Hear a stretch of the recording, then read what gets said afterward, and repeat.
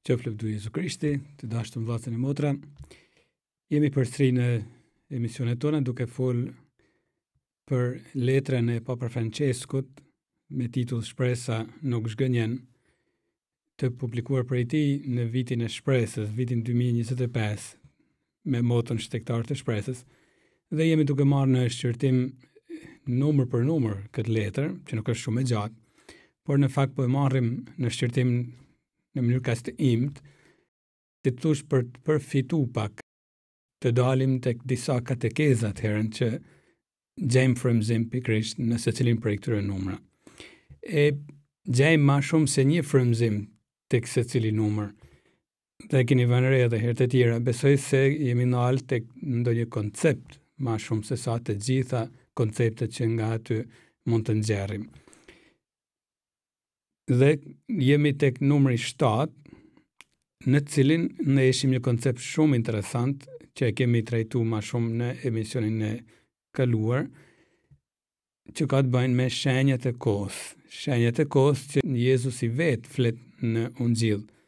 Pra, duke u përballë me farizejt, sikurse e kemi dëgjuar, Jezusi, por thjesht po e përditësojmë si informacion për ata që nuk e kanë ndjek emisionin e radhës kalume, aty Jezusi duke u përballë me farizejt, të cilë kërkonin një mrekulli në mënyrë spektakolare prej qiellit nga Jezusi, atyre Jezusi u thot nuk do t'u jepet kurrfarë shenjë tjetër përveç shenjës së jonës. Ju dini t'i lexoni shenjat qiellit e tokës, por shenjat e kohës nuk dini. Dhe duke e ballafaquar atë pjesë me pjesët e tjera të ungjillëve të tjerë sinoptik që janë ungjilli sipas Markut dhe ungjilli sipas Lukës, kemi pa se aty Jezusi vetë është shenja me sh të madhe, dhe thamë se nga këtu mund të dalim tek vërtetësia dhe fjalës shenjat me sh të vogël, që janë prania konkrete e prekshme e Krishtit të vdekur e të ringjallur në botë.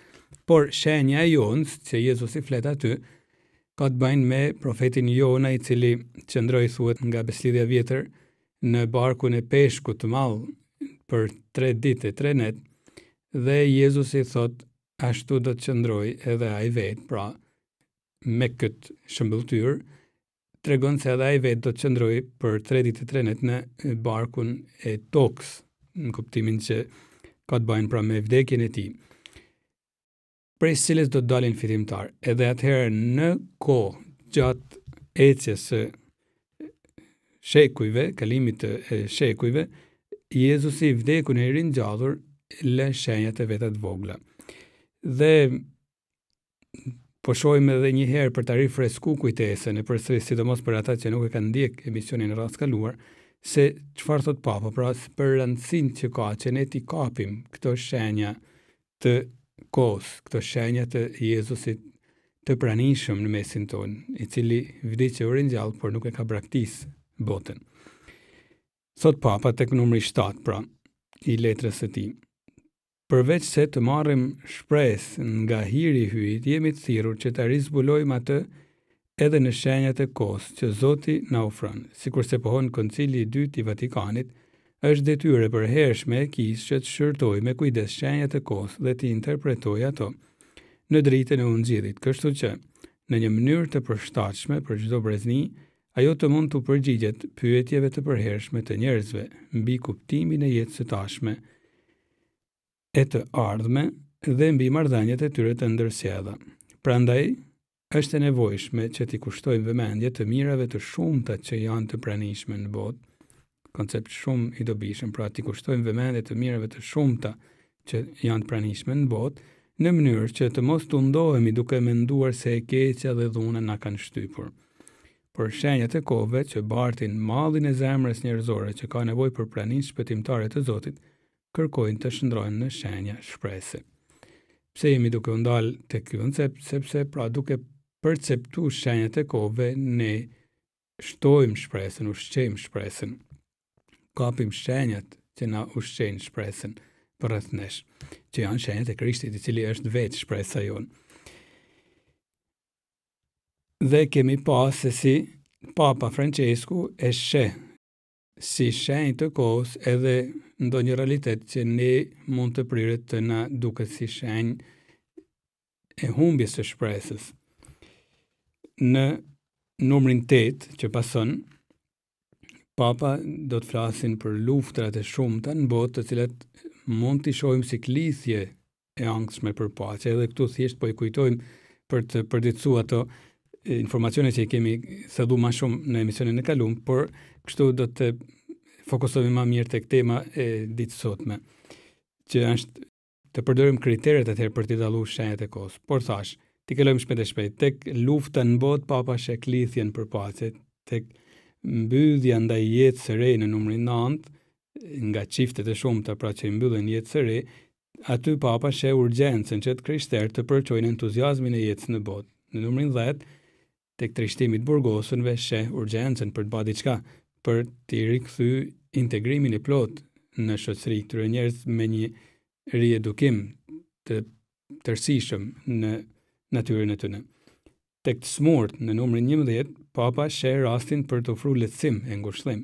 Në numrin 12 tek të rinjt që përballen me zgënjime, Papa sheh ftesën e matritunve për të bërë diçka për t'i plotësuar këto pritshmëri të rinjve. Te numri 13 tek emigrant, Papa sheh nevojën që ne të hapim të gjithë zemrën. Në numrin 14 tek të moshuarit, Papa sheh pritmen, po themi, nga ana e kësaj kategorie që janë të shumtë për vlerësim të thesarit që ato janë, kështu shprehet Papa, thesarit që ato janë, dhe ngushëllim në vështirësitë e tyre. E në fund të kësaj nënçështje që ka për qëllim pra të na arreshtoj disa nga shenjat e shpresës, në numrin 15, në miliardet të varfër, edhe këtu Papa shprehet me këto fjalë, në miliardet të varfër, ai sheh urgjencën për kthim të shpirtit nga ana e tyre që janë të pasur dhe i shfrytëzojnë varfritë e turmave.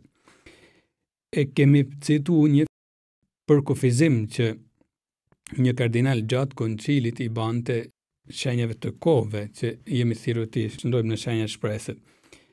Pra këto shenja ne cituam disa gjëra që thash nuk janë fort të këndshme, janë problematike, lufta e gjithçka. Por aty i krishterë është i ftuar të thedhohet, të pyes veten para Zotit se çfarë mund të bëjnë. Edhe këto shndrohen në shenjat e kohës. E një kardinal ka dhënë këtë përkufizim pra për shenjat e kohëve në Koncilin e Dytë Vatikanit, duke thënë shenjat e kohës janë ato fenomene që për shkak të përgjithësimit të tyre dhe shpeshtësisë së tyre, pra ndodhin shpesh në botë, të mirët kësije që janë ato, por kur ndodhin shpesh e karakterizojnë një epokë dhe përmes tyre shprehen nevojat dhe pritjet e breznisë aktuale të njerëzimit.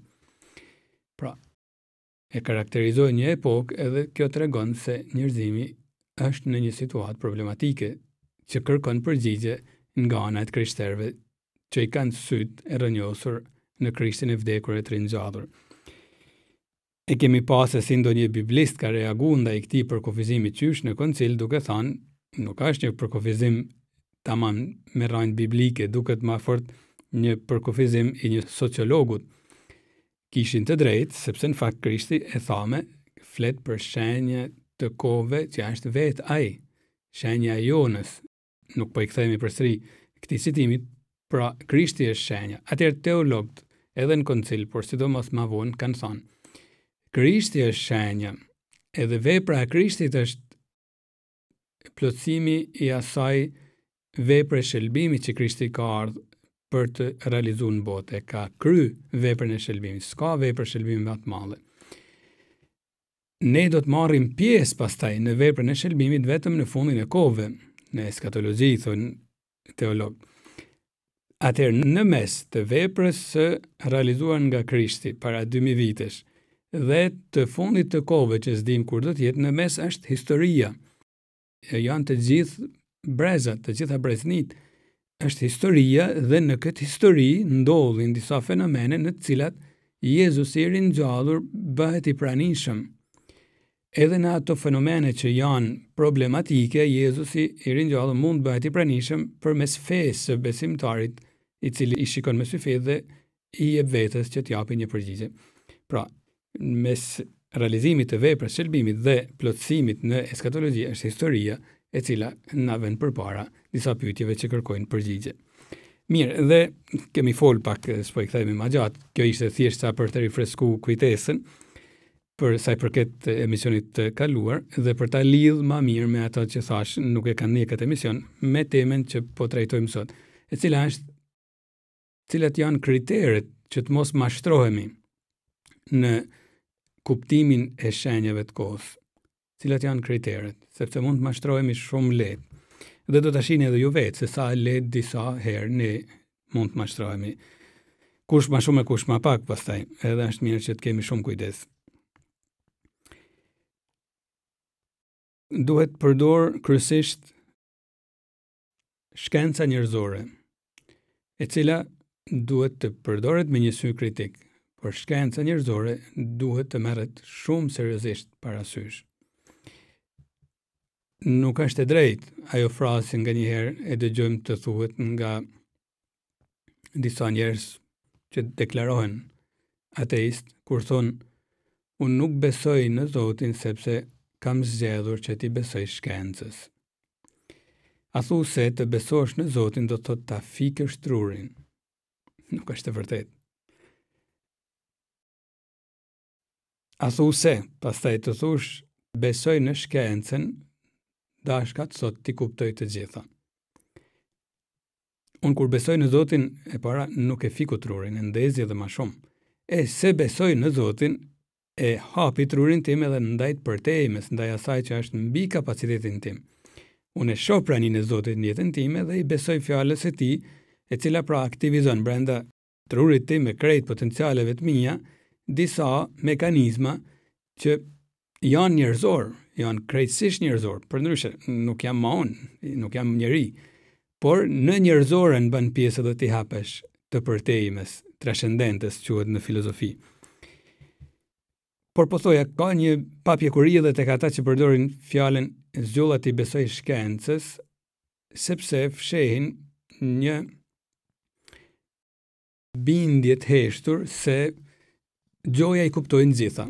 Jo, unë zjellë t'i besoj edhe në atë rast një grupit shkencëtarësh që ka bërë disa hulumtime serioze dhe ka dalë në disa përfundime që mi argumentojnë. Unë shoh ndoshta vetëm disa dromca të zvërtetës që ato thonë. Por nuk kam si t'i di të gjitha të vërtetat e studimit që ato kanë bërë, të gjithë hapat e studimeve që ata kanë bërë. Edhe unë zjallin në fund t'i besoj arsyetimeve të tyre.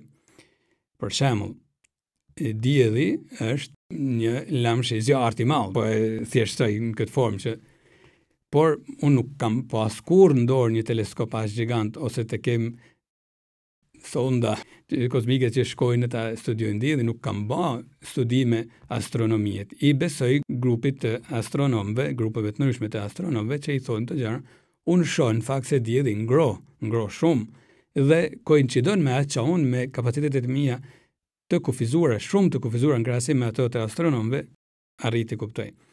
Edhe u besoj atëherën këtyre shkencëtarë. Se galaktika jonë është një prej njëmërije të pafundme që s'dihet gjatë sa janë galaktikat, unë nuk e kam vërtetu asnjëherë, shumica prej jush që po dëgjoni tani, shumica dërmuese, nuk e keni si thosh vërtetu me studimet tuaja asnjëherë, por i besojmë disa grupeve shkencëtarësh të cilët kanë bërë hulumtime, ne shohim vetëm se yjet janë vërtet pafundme, janë të largëta të afërt. Pra, shohim disa dromca. E kështu është edhe në teologji. Janë një grup teologë që kanë punu ma shumë. Ka pas periudha kur Zoti pastaj vetë ka ndërhyrë në mënyrë unike të veçantë, sidomos në Krishtin, pra, dhe ne shohim disa shenja të pranisë së Zotit në jetën tonë, brenda jetës tonë, brenda ndërgjegjës tonë, të cilat konfirmojnë atë që teologët arrin ta përkufizojnë më mirë. Edhe këtu teologët i zgjedhin me një farë kriteri, sepse mund të jenë gjithë çfarë teologësh. Prandaj, po themi, nuk është e vërtetë që duhet i kundërvem shkencën me Zotin, sepse në të dy rastet ne aktivizojmë trurin edhe aktivizojmë edhe atë aspekt të panjohurës, pra, ose më saktë aftësisë për t'ju hap panjohurës që nuk do ta njohim kurrë, por i besohemi asaj. E para pra, për të kuptuar shenjat e kohës, ne duhet jemi njerëz që i besojmë shkencës. Përdorim syrin kritik në kuptimin që nuk i besojmë me sy myll marrim informacione sa më shumë, por në fundit arrim në një konkluzion se shkenca është e dobishme, është e shnetshme. Për të mos u zgjat, do të kemi rast të dalim në këtë tema, të gjitha vlerësimet morale të kish, pra, që thot nuk duhet bëjmë këtë, nuk duhet, bazohen edhe në fjalën e Zotit, por sidomos në shkencën, për shembull aborti, si mëkat, që thash do të kemi rast të ndalemi më gjatë, nuk është një bindje që vjen kështu nga Bibla, në Ungjil nuk flitet askund për abortin, por është një studim që teologët e moralit pastaj kanë bë, duke u bazuar patjetër edhe në shfaqura vëgimet të disa shenjtërve, por më shumë në studime teologjike që studiojnë jetën njerëzore, që fillon që çastin e fekondimit, që nuk po zgjatemi përsëris, por thash është shkenca që e pohon dhe ajo lloj shkence që me sa duket është pahile pa përzierjen e politikave. Pra, duhet të vëmë trurin punë, fuqishëm bile. Dhe e dyta, të mos ngutemi, edhe kjo është një kriter shumë i rëndësishëm për të kuptuar cilët janë shenjat e kohës që kërkojnë përgjigjen time, e cilat janë mënyrat në cilat unë mund të përgjigjem. Pse theksoj këtë mos të ngutemi? Sepse nganjëherë edhe në shumë veprimtari baritore fshihet një si punë ankthit edhe ngutit. Zoti me drejt ka thënë kush ka kriju kohën, por nxitimin e kemi kriju ne. E nganjëherë nxitojmë edhe bëjmë një thes me marrëzina. Nuk është e drejtë që të ngutemi tepër. Është e vërtetë se nganjëherë kërkohet që edhe të vendosim pasi kemi analizuar situatën, por pasi e kemi analizuar situatën, jo ta analizojmë pas. Shpesh unë ngjajmë atyre adoleshentëve që futen në një kryqëzim me 100 në orë dhe pastaj thonë, a thu gabova. Jo, përpara duhet të matë mirë. A thu është mirë që të futem me 100 km/h në një kryqëzim dhe pastaj të vendosim. Jo e kundërta. E kështu edhe kur kemi ngut në vendimet tona pa e analizuar, hajde do të analizoj rrugës, mund të dalim në përfundime të gabuara. Thash edhe në jetën tonë baritore kemi një si punë ngutit, edhe në jetën shpirtërore duam një si punë ngutit. Aty ku ka ngut, nxitim, ka diçka që nuk lidhet mirë. Edhe në gjanat e Zotit, nganjëherë njerëzit duan t'ua tregojnë tjerëve sa i fortë është Zoti me mrekullit, që nuk kemi pse t'i fshehim mrekullit kur ato janë. Zoti i ka bën, edhe ne i shpallim mrekullit të Zotit. Por nuk kemi pse t'i shpikim mrekullit, pse t'i shtojmë mrekullit. Edhe nuk kemi pse të shpresojmë se prej tyre do të korrim suksese të mëdha, sepse mrekullia më e madhe që Zoti ka mrit me bën është vdekja e tij në kryq. Edhe nëse ka një ngut në Jezusin, është nguti i kryqit. Atë spektakël nërthojza ai e ka shumë për zemër. Edhe në fakt tek Ungjilli Markut, mos gaboj, njerëzit thot pasi e panën atë pamje, atë skenë, diçka kështu, u kthyn në edhe spektakël mund përkthehet ajo fjalë, u kthyn duke rrah krahërorin. Pra, pasi panën Krishtin në kryq, njerëzit u kthyn duke rrah krahërorin. Pra, i vetmi spektakël i Krishtit është kryqi. E kam përshtypjen se ne me termin spektakël nënkuptojmë diçka që ndez fishek zjarre, ndez lumturi e tjerë. Lumturi po për emocione, adrenalin në maksimum. Jo, sikur të kuptojmë kryqin e Krishtit me fjalën spektakël, atëherën kemi të drejtë. Por nëse kuptojmë mposhtjen e armiqve, nëse nënkuptojmë fitoren tonë prej egoistash në këtë botë, atëherën ka diçka që nuk lidhet mirë. Ka diçka që nuk e kemi kuptuar në aspektin teologjik, edhe ka mundësi edhe në aspektin njerëzor diçka nuk lidhet si duhet, sepse të ngutemi nuk është mirë. Nganjëherë thash edhe në aspektin baritor, ka njerëz që duan të nxisin kishën, të bëjnë diçka. Jo, duhet i hapin mirë syt, të zom, po marr një shembull kot. Një katekist shkon tek famulitari dhe i thot, unë kam një ide, duhet të bëjmë një organizim me gjithë famullin, sepse është shumë e ngushme që ti mbledhim të rit, ti mbajmë afër. E famulitari thot, por si ta bëjmë, thot, e kemi bërë para një javë. Jo, është shumë e ngushme, është e nevojshme. Famulitari thot, nuk kam lek ndoshta, gjatë që mund kuptohet. Jo, ose famulitari thot, jo, nuk duket e drejtë, sepse e kemi organizuar, ose kam një plan tjetër. Jo, duhet ta bëjmë. Ka mundësi që fshet diçka tjetër, kur nuk ka më argumente të tjera, përveç argumentit duhet se është e ngutshme. Jep argumente plus, ka mundësi që ka interesa shumë vetjake, ndoshta dëshirojnë të takojnë dikant që nuk ka si e takon ndryshe dhe dëshirojnë të shfrytëzojnë atë takim të famullisë. Ndoshta dëshirojnë të imponojnë vetveten, ka disa luntina, oratoriet, disa aspekte, në disa aspekte të tjera të tjetër ndoshta ka një farë formimi dhe dëshirojnë të imponohet me egon e tij. Gjatë që dëmton bashkësinë atëherë nuk është e mirë, edhe atë si person nuk e ndihmon të piqet si duhet. Pra ku ka ngut ka një sinjal alarmit, se ka diçka që nuk shkon, edhe nuk është mirë të merren parasysh këto kërkesa që shfaqen si me ngut. Bile edhe në disa raste kur dikush shfaq disa talente, thotë unë kam talentet e mia dhe duhet se s'ban ti ndiqni. Ky është talenti im, ditë baj këtë, ditë. Avash, është e vërtet, falenderojmë Zotin për këto talente, por konteksti na imponon që të mos ngutemi. E fakti që ti ke kaq shumë ankth nuk ka shenjë e kohëve, nuk ka shenjë se është prej Zotit. Kujdes, mund të jenë shenjë se është prej teje. Duhet që edhe të koincidojnë këto shenjat të kohës, pra që në gjallin e shpresën, në fund të koincidojnë edhe me arsyn, duhet të kenë logjik brenda. Logjika njerëzore nuk është se Zoti i ka rrëshit prej durësh, e ka kriju vetë, e ka dashur vetë. Edhe ne duhet i besojmë fuqishëm logjikës njerëzore. E përsis fakti që ne besojmë edhe tek e mbi natyrshmja, nuk do të thotë se duhet të nënvlerësojmë të natyrshmen. Është po aq edhe ndoshta më hyjnore se sa e mbi natyrshmja. E natyrshmja është krijuar për Zotin dhe aty Zoti bëhet i pranishëm. Aty e ka gjetë mënyrën e natyrshme, prandaj quhet e natyrshme. Mënyrën e natyrshme vjen amël, lehtë, pa sforcime, vjen tek ne në formë të përditshme, si thosh, si i shtëpis me natyrën që vetë ka kriju, nuk e ka braktis. Ne e quajmë të mbi natyrshme ndonjë vepër e cila ka përcen ato ligjet që na duken ligjet e natyrës, që janë në fundit ligjet e Zotit, edhe mbi natyrshme bën pjesën e natyrshme. Kujdes, sepse rrezikojmë lehtë me trurin tonë që priret nganjëherë nga një farë mendimit magjik. Rrezikojmë lehtë të dalim në perceptime të çuditshme që janë paranoja më shumë se sa të vërteta. Paranoja do thotë kur shoh diçka me mendjen time diçka që në realitet nuk është. Prandaj Shën Gjoni i Kryqit për shembull, edhe më pëlqen të citojmë këtë shenjë sepse ishte ndër shenjtrit në shekullin e 16 në Spanjë, edhe vazhdon të jetë në kishë ndër shenjtrit më të shkëlqyeshëm si mistik e mëdhenj, pra që njihet si mistik i madh.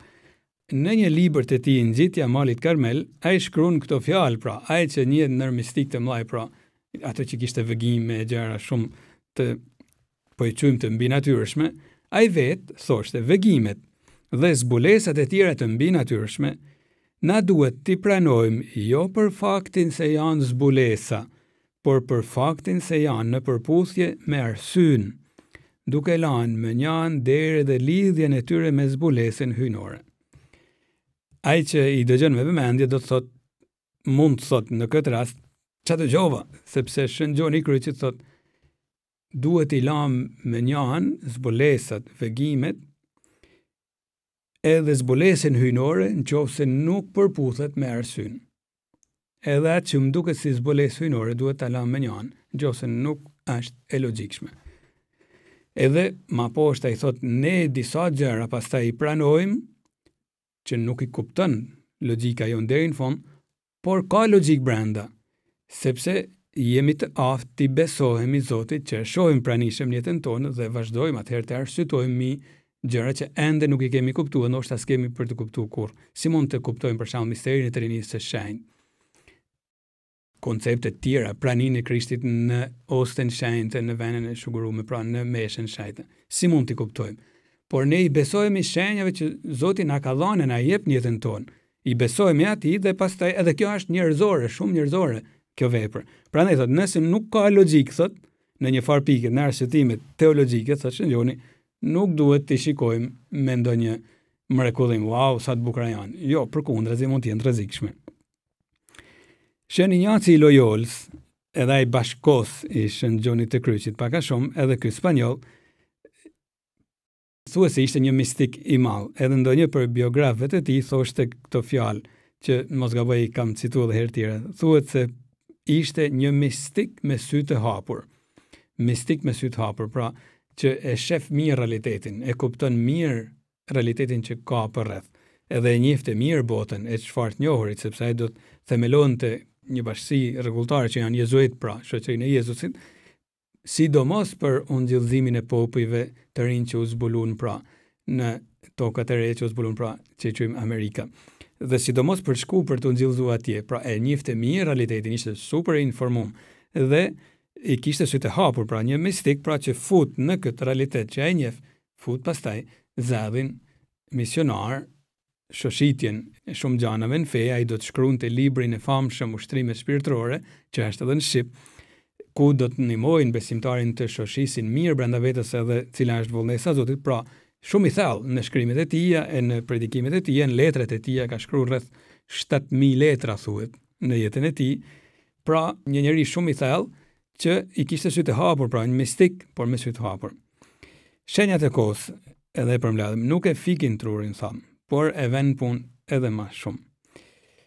I krishteri nuk arsyton më pak se bota, por po aq e ndoshta më shumë se bota, sepse i hapet edhe asaj që mëson feja, mi disa të vërteta që ka përcejnë kapacitetin e mendjes njerëzore. E kjo nuk e fyn mendjen njerëzore.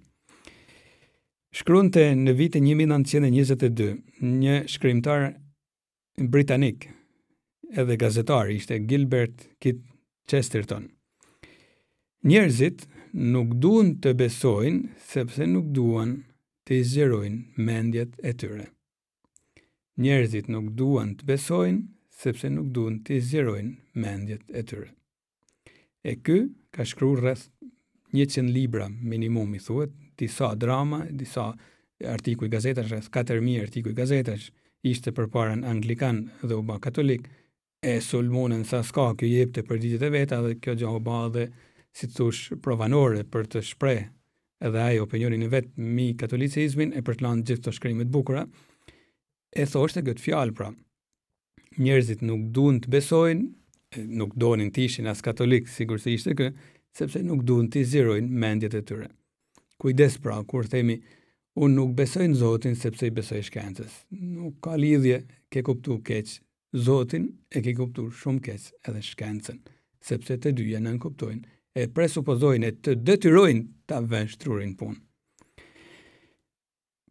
Jemi duke folë për leximin e shenjave të sigurt apo themi të kohës, por duhet të kuptojmë se siguria për cilën flasim këto nuk është një siguri matematikore. Në matematik 1 bajnë 2, e me radhë, 2 e 2 bajnë 4 e me radhë. Por flasim për një siguri morale. Që do të thotë? Nuk kemi shenja të qarta, dhe me thonë, kjo frymë që kam në klimen për rreth meje, në familjen time, në qytetin tim, në botë, po themi pra ma gjanë, do të thotë se unë po marr një këtë përgjigje dhe kjo përgjigje është përgjigja saktë që Zoti kërkon prej meje për këtë situatë. Pra përgjigja ime është shenja e sigurt se jam duke ju përgjigj vullnesës së Zotit. Nuk është një siguri matematikore, mund gaboj në kuptimin e shenjave të kohës, edhe mund të jetë që unë kam marrë një mënyrë të përgjigjurit pra këtij realitetit, jo dhe aq fort të saktë. Si mund ta diun cila është vullnesa e Zotit? Edhe nëse më shfaqet Jezusi dhe më thot ban kët, dikush me të drejtë, ndoshta nesër edhe unë, mund të thot, po ki pas ndoshta ndonjë halucinacion ose ki qenë gjumë. Edhe unë mund ta vend dyshim një gjë të tillë pastaj. Me të vërtetë mund të kem pas probleme. Pra, nuk është se i zgjidh gjithçka, edhe vëgimet e gjëra.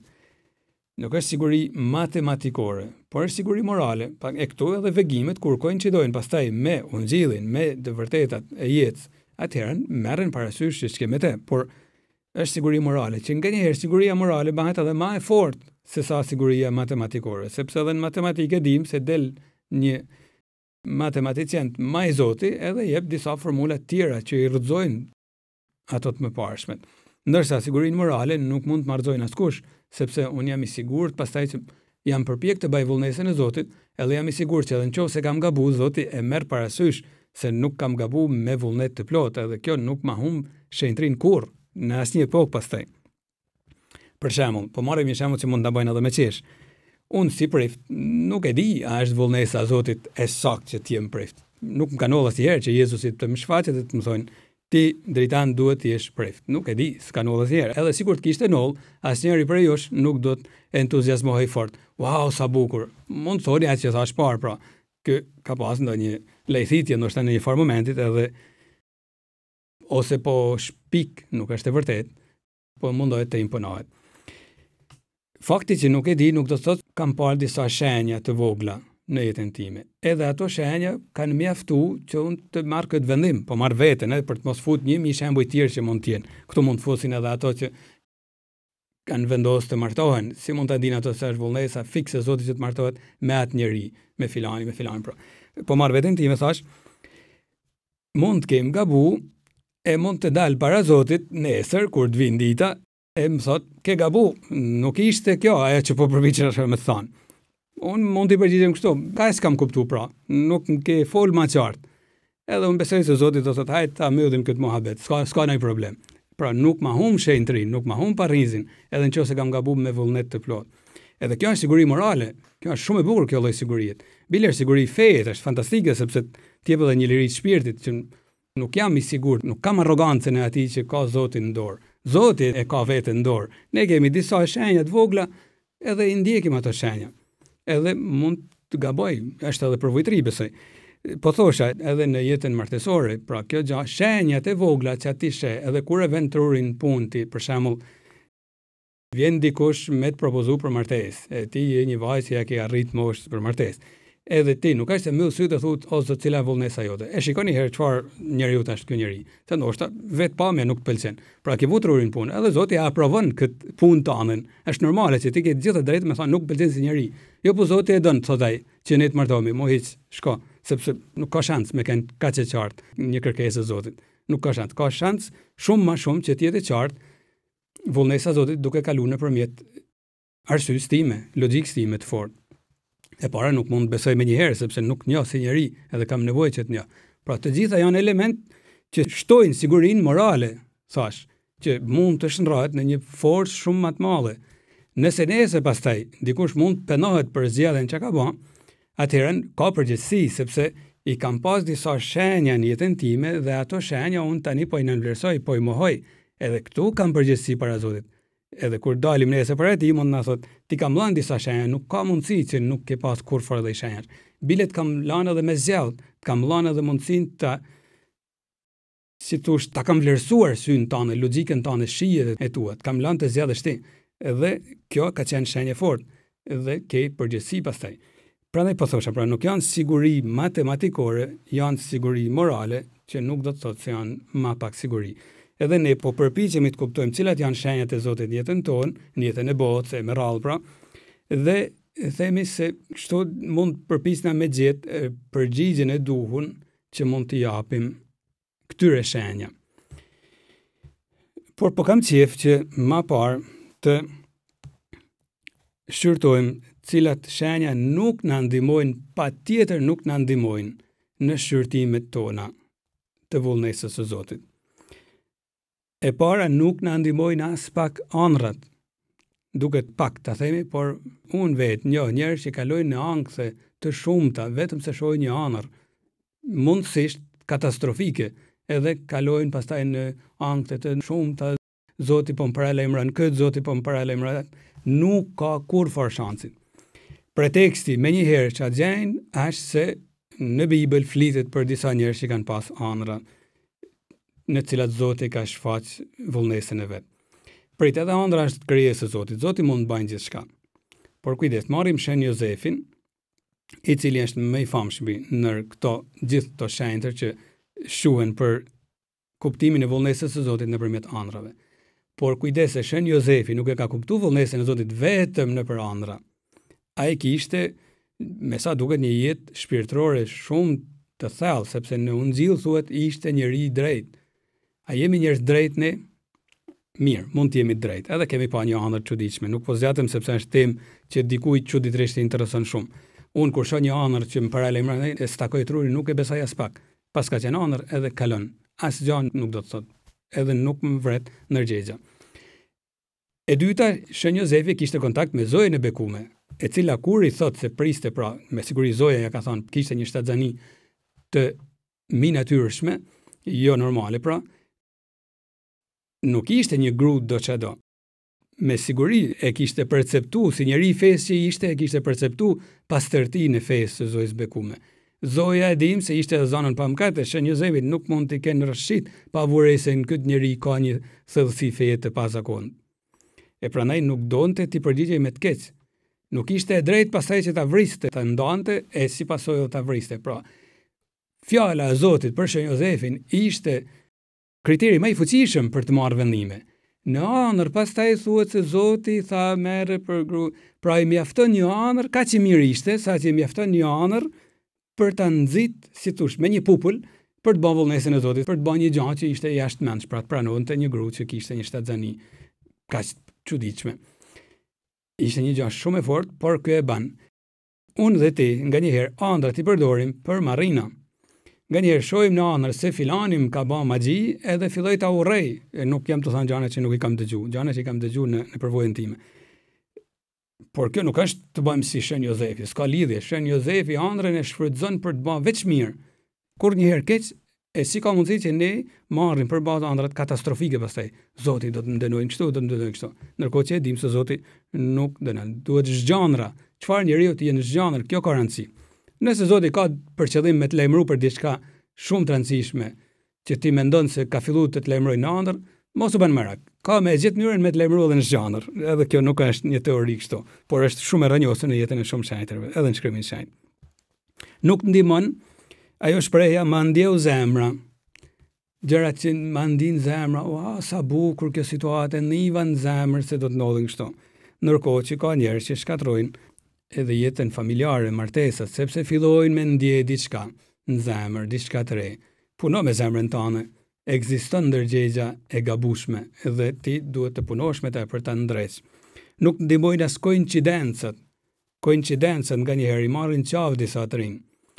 Ekzistojnë disa raste, por nuk ta fikin trurin koincidencat.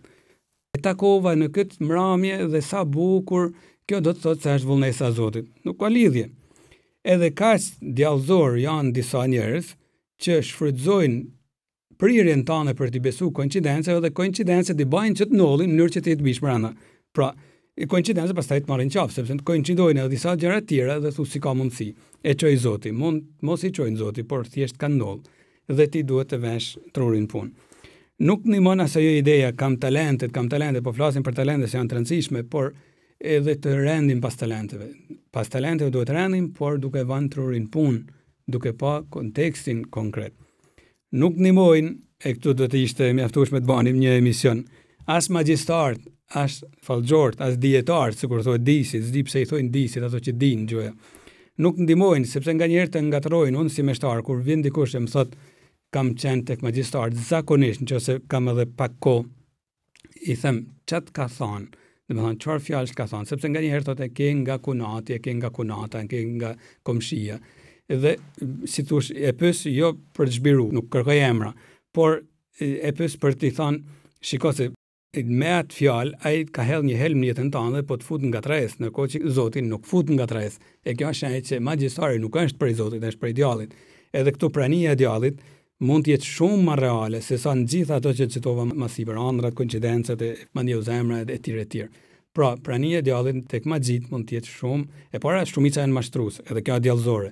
Por pastaj mund të jetë realisht magjistar, edhe kjo është super djallëzore në kuptimin se djalli bëhet i prekshëm dhe është punë për ta shkuar pastaj. Pra, por nuk nuk kalon vullnesa e Zotit nëpërmjet magjistarit. Harroj atë pjesë. Nuk mundesh me pretendu me mashtru vetin. Se ma ka thënë magjistari edhe është fjala e Zotit. Kujdes, duhet të rrfehemi nëse e bëjmë një mëkat të tillë dhe shkojmë tek magjistari. Duhet të rrfehemi edhe të rrfehemi të penum, por edhe të pranojmë në një penesë, nëse meshtari na ka imponuar ndonjë penesë që na ka për qëllim të na ndërgjegjësojë në jetën tonë si të krishterë. E çana ndihmon, thamë që nuk na ndihmon, çana ndihmon pas Krishtit, pra Krishti është shenja me sh të madhe për të kuptuar si duhet, pra përgjigjen që duhet t'u japim dinamikave të ndryshme në botë. Pas Krishtit na ndihmon e thamë, arsyeja ndërgjegja që është e gatshme për vetmohim, unë duhet të kem një ndërgjegje jo egoiste. Unë e mendoj kështu. Po një ndërgjegje që është e gatshme edhe për të vetmohu. Është ndërgjegja e prindit për shembull që mendon me ndërgjegje për të mirën e fëmijës vet, edhe pse e din se kjo gjë mund t'i kushtojnë prindit, ekonomikisht, por edhe nga ana afektive, pra por vendos është i lumtur kur fëmia është i lumtur edhe pse prindi do të vujnë shumë ndoshta në një vendimarrje. Pra, kjo është dashnia më pas se pastaj. Por po themi, një dashni të ngjashme duhet ta kemi të gjithë. Është ndërgjegja e gatshme për vetë mohim. Ndihmon shumë puna. Po e kthehemi pak temë së punës, se është temë shumë e gjerë edhe kjo, por po ndalem vetëm duke cituar një thënie të Lumit Dom Ndresadeja në një poezi të vetën që thoshte: "Për demel suba Parizi, por për njat që fort qalltisi." Pra, për demel suba Parizi, pra nuk është për demela, por për njat që fort qalltisi. Qalltisi është një fjalë geg që do të thotë punoj, pra ai që punoj shumë. Puna këtu në kupton edhe punën fizike, po edhe punën shpirtërore, pra demelizmi është problem. Jezusi vetë nuk ka qenë demel. Bile e njihnin gjithë si zdrukthar, i marangos kishim me thënë ne sot. Pra, jo vetëm nuk e njihnin edhe si njeri i lutjeve, i studime, por punëtor, punonte, ishte marangos, ndoshta na kush ka shku, ka porosit një tavolinë, ka porosit një kupedion, pra ç'a ishin atko tek ky njeri. Tani ky vjen e predikon e po ban mrekullina, gadoli ky është zdrukthar. Pra, por një si zdrukthar, nuk i vinte turp, kriju si gjithësisht të një si punëtor, zdruktar, një zanatet modeste, nuk mund të themi se ishte zanate ul, por modeste, kjo dallohet se ishte. Pra, puna ndihmon shumë. Ai je njëri punëtor, po, atë ke shanse ta kuptosh vullnesin e Zotit në jetën tënde. Ai je njëri demel, po, atë e ke pak vështirë ta kuptosh vullnesin e Zotit në jetën tënde. E sa keq është kur sheh të ri një herë që janë shumë demel. Mirë se nuk u vjen shkolla, disave mund të jenë edhe çështje talentesh, dhuntish, por nuk angazhohen as për të mësuar një zanat në jetë. Një kurs ta bajnë pak, ta mësojnë një zanat, të shkojnë pas një mjeshti derisa ta marrin zanatin e elektricistit, ku diun e marangozit, si thamë, por të mësojnë një zanat, duhet, por jo Zoti ka më menduar për mua. Jo, nuk ka më menduar, ose më saktë, është duke menduar tash, edhe ti nuk e shfrytëzon, ai është nash, po. Pse nuk je vetë, a ke kohën? Pse nuk je vetes ta mësosh një zanat për të ardhmen? Pra, puna, vullneti për punë është shenjë, ose më saktë, është një mënyrë konkrete për t'ju përgjigj shenjave të kohës. Edukata familjare do të ishte një temë shumë e bukur, pra, me vlerësu edukatën familjare. Vetë Krishti ka pranuar të edukohet ndërthojza në një familje, Jozefi, Maria, edukata e kombit, pastaj vlerat e kombit, Jezusi në Nazaret, në Izrael edhe më gjanë. Pra, ti vlerësojmë edukatën e familjes e edukatën që na mësojnë tek shkolla. Duhet t'i vlerësojmë. Shpirti i Zotit kalon shpesh duke punuar në situata konkrete, edhe në vlerat e kombit. Është shumë bukur ti promovojmë vlerat e kombit. Jo dha se ne shqiptarët kemi vlera kush e di, por vlerat tona janë shumë të mira. Sikur se janë shumë të mira vlerat e, po marr një shtet tjetër, India, ku po diun se s'po duhet bëj kategorizime të veçanta, por të gjitha janë shumë të mira, të gjitha traditat e shëndetshme që kanë qëndruar në shekuj që çojnë përpara familjen. Ka disa gjëra që patjetër në disa kultura duhet rregullohen, por shpirti i Zotit arrin të punojnë. Edhe ne duhet t'i duam fort vlerat e kombit tonë. Të jemi krenar, që jemi shqiptar, edhe nga ana fetare, por jo në kuptimin për të ushit mend të tjerëve, se kjo është hilja nga një herë që fusin. Jo se jemi super njerëz, por jam i kënaqur se shpirti i Zotit punon, jam i bindur se mund të punoj në këto vlera të kombit tim. Edhe me këto vlerën mund t'i përgjigjem si duhet epokës në të cilën jetoj, edhe problematikave. Edhe Zoti më ka përgatitur, jam i sigurt, për ndonjë mision në këtë botë e në këtë komb ku jam sot. Pastaj mund të rreshtojmë edhe këto që nuk do t'i harrojmë kurrë, që ndihmojnë në mënyrë të pashmangshme për t'ju përgjigjë si duhet vullnesës së Zotit, sakramentet, hierarkia kishtare, nuk po ndalemi se janë gjitha tema gjigante.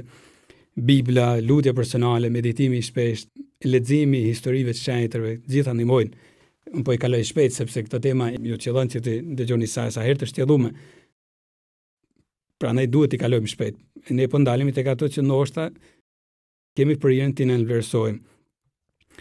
Sa vështirë është në disa raste t'ju amushësh mendin disa njerëz për mallështinë e gjitha këtyre ndihmave që janë në dorën tonë për ditë, pra. Sakramentet, hierarkia kishtare, Bibla, lutja personale, meditimi i shpeshtë, leximi i historisë së shenjtë, vlerat e familjes, vlerat e kombit, puna e gjitha të tjera. Sa vështirë është me amush mendin disave se një ato janë vullnesa e Zotit. Aty ti do ta kuptosh më qartë cila është thirrja jote në jetë për Zotin. Vështirësia qëndron besoj tek një fakt se nuk priren të mendojnë se Zoti me anë të këtyre shenjave dëshiron t'i përgatisë për jetën e amshume. Krishti, kur flet për shenjat e kohëve edhe për veten si shenjë, u thot do t'ju jap shenjën e jonës, pra vdekja, ngjallja e tij e thame, dhe u thot farisejve, të cilët ishin kokfort në planit të tij. Jezusi u thot atyre, edhe me ju do të merrem për t'ju shëlbuar shpirtin, e do të bëj, thot, gjën më të bukur që mund të bëj, të jap jetën për ju, vetëm t'ju shëlboj shpirtin. E ky është edhe qëllimi i Kishit, të çojë njerëzit ka plotësia e natyrës tyre dhe t'i shtyjnë drejt Parizit, ku këtë plotësi do të arrijnë në kulmin e saj.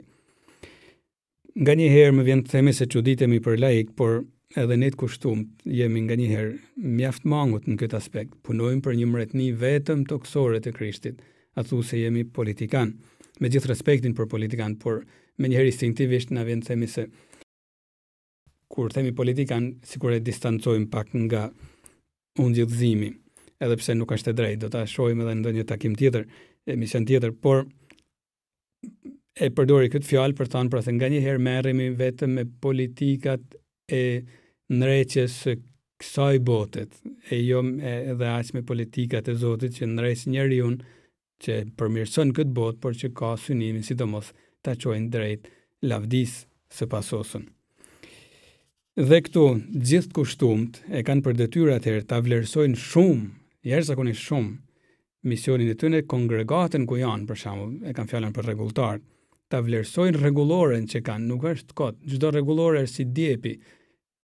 E para herë është si një përmbledhje gjigante, çdo rregullore, si përmbledhje gjigante e një tradite të lashtë në kish, që është plot me jetë, me njerëz që kanë menu, kanë meditu, si ta kuptojmë më mirë vullnesin e Zotit. Çdo rregullore këtë pulson këtë lloj gjakut, që është gjaku i shenjtër, po them që të vjen deri te ti. Shenjtër e njerëzve vullnet mirë që ndoshta i harron edhe historia, kanë kërku vullnesin e Zotit. Një.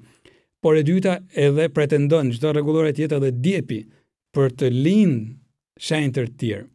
E prandaj nuk duhet të ne vlerësohet, të them, kemi rregulloren, por pastaj kam mendimet e mia. Mendimet e tua është mirë që ti kalosh në rregullor. Pastaj mund të pasurosh rregullat, patjetër, por gjithmonë në bashkim me kishën. Të vlerësohet nga ne meshtarët, puna baritore, të vlerësohet viti liturgjik, të vlerësohet edhe për gjithë të kushtumt të tjerë, por jo vetëm për të kushtum, por edhe për laik premtimet që kemi bë. Për laik kanë fjalën për martesën, që kanë premtuar pra në altar, për ne meshtarët, për rregulltarët, për premtimet që kanë bërë, ditën e meshtarisë ose ditën e marrjes së kushteve të përjetshme. Është në librin e Kishtarit, në Bestinë e Vjetër, një kapitulli 3, që thot, këto rreshta që janë bërë famshëm në traditën e Kish, gjithçka ka kohën e vet, thot. Kohë për të lindur e kohë për të vdekur, kohë për të mjedhë e kohë për të shkulur shkaumbëll, kohë për të qeshur, kohë për të qarë. E me vjen si natyrshëm të shtoj, ma parë, ka kohë për të meditu, a duhet t'i baj premtimet, ka kohë për t'i baj premtimet, e ka kohë për t'i majt ato. Pra, meditimi, shqyrtimi, a duhet t'i baj premtimet, nuk duhet t'jeti përjetshëm. Ditën kur i ban, ka skadu tani ai lloj meditimit. Është i destinum të marrojnë shqyrtimi i shenjave të Zotit. Ki baj premtimet, tani duhet t'i mbash, edhe duhet të rfesh kur nuk i ke mbajt. Sepse ka fillu koha e mbajtjes premtimeve. E kuptoj se është lehtë ta thush, edhe rrezikojmë të kalojmë në moralizma që vrasin shumë kanë. Nuk është për të vrarë, është për të ndërgjetësu. Maksimumi mund të shqyrtosh cilat mjete të ndihmojnë për t'i marrë premtimet.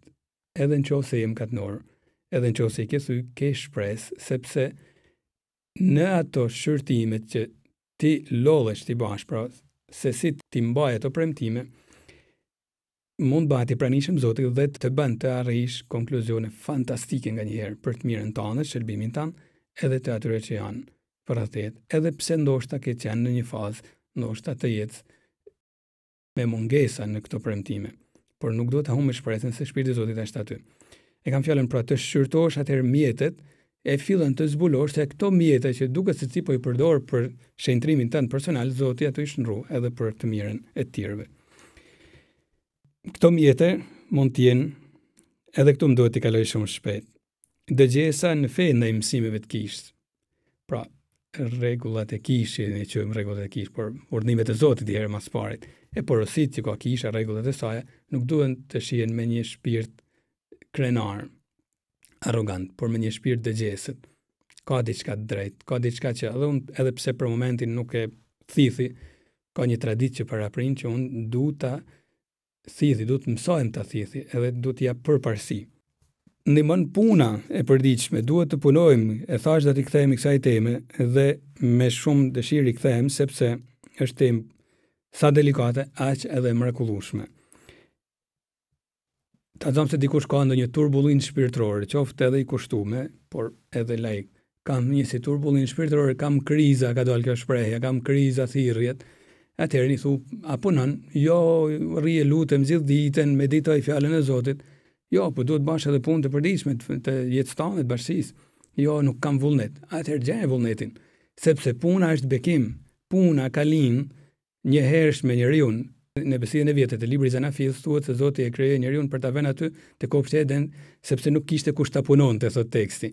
Pra, puna ka lind gati para njeriu, sepse Zoti i krijon kopshtin, por ka nevojë për punë, për ta mirëmarrë dhe krijon edhe njeriu që të punojnë aty, e puna mirëmon kopshtin, por shenjtron edhe njeriu, e ndihmon të qëndronte në atë shenjtrin para mëkatit të rrallshëm. Vjen mëkati, por Zoti nuk e heq pastaj punën. Përkundrazi, bëhet edhe mundimshme, por puna mbetet si mjet shërimit.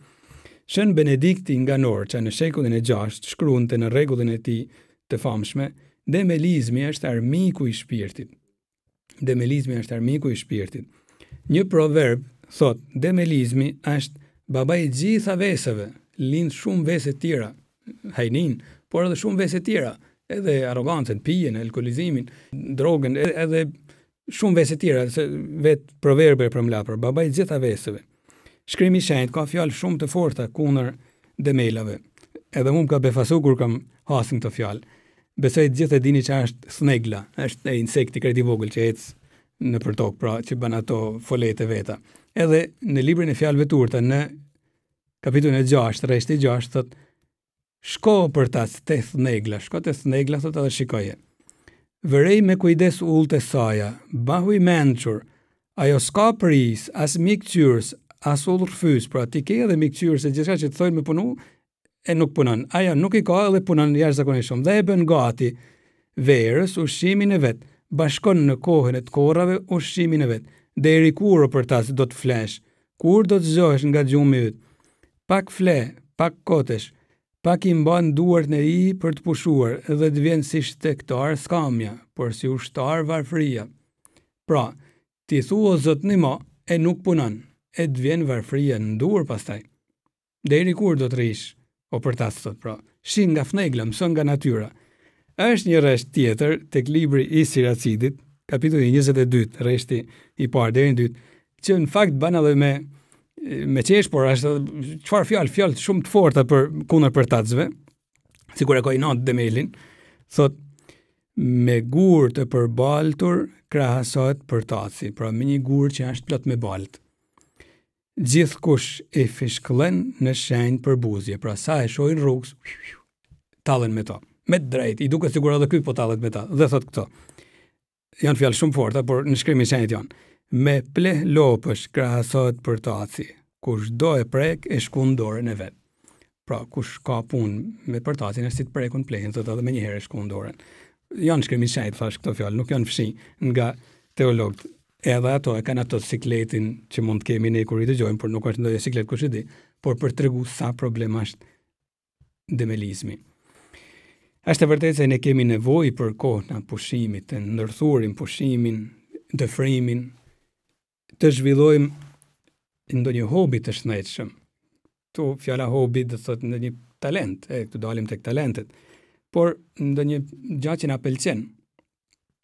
Të zhvillosh një hobi nuk do të thotë të mos lodhesh, por të lodhesh ndryshe, edhe kjo lodhje ndryshe i jep disa potenciale fantastike mendjes pastaj, sepse je habit kaq shumë tek diçka që kur kthehesh punës që po bëj për ditë, kthehesh me disa energji çuditërisht të reja.